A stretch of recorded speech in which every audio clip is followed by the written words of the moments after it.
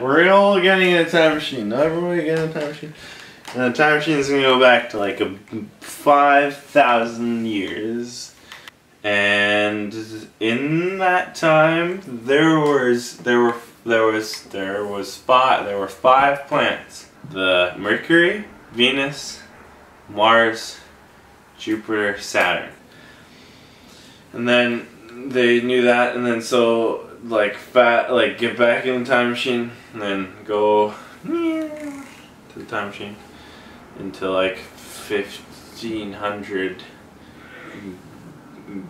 Like 1500 our time, and then there was a guy called Copernicus. He said that the Earth was a planet too, and people were like, "Whoa, that is the sacrilege. That is the devil's work." And then like after a while, and like Copernicus was condemned, but like Newton came on, like other scientists came and they were like, but Earth could probably be a planet because of like gravity and like gravitational constant, and they did all. Newton helped, and lots of people did the math, and they figured out like G and the gravity. In like 1700s, a guy was like, there should be another planet, and then they found it. The guy that found it was gonna be like, yo, this is Uranus. And then the king of probably Britain was like, and he was like, no, we should call this George. We should call this George's star or something. But like everyone else is like all the other planets were named after gods, and other people were like, that's a good idea, we should call it Uranus. And so then they did. And so in the 1800s, I don't even have my science cap on. Okay, Alexis Bouvard did the math, and he was the one that was like, yo, the orbit of Uranus. And he didn't mean it as a joke, he was being serious. He was like, yo, the orbit of Uranus. He probably pronounced it Uranus, just to make sure that it was not a joke.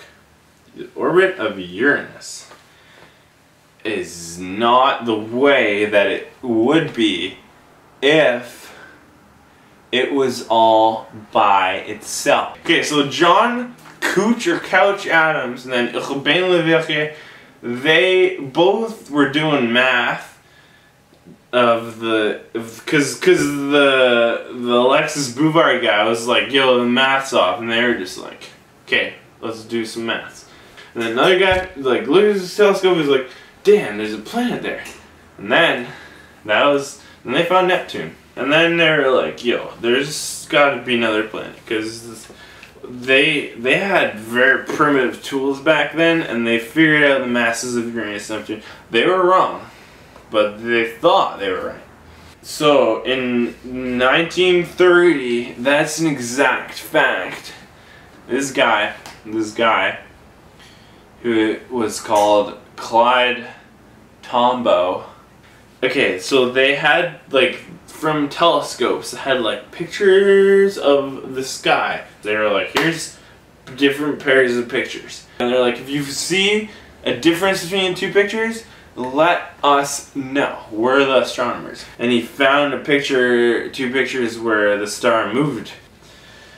And so they were like, okay, well, you discovered a planet, and we're gonna call it Pluto. But the thing to understand is that it was forced. They were like, we have to find another planet to explain the orbit of Neptune and Uranus.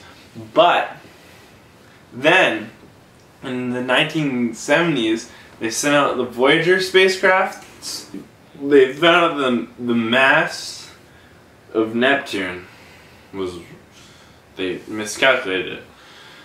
And there's no need for Pluto, and that was the 80s. Okay, like Pluto should have been canceled before I was even born.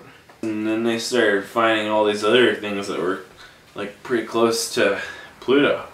But not like we haven't even said that they're planets yet, and planets are pretty special. Like it's like being like it's like what's it like? What's a good analogy? No idea.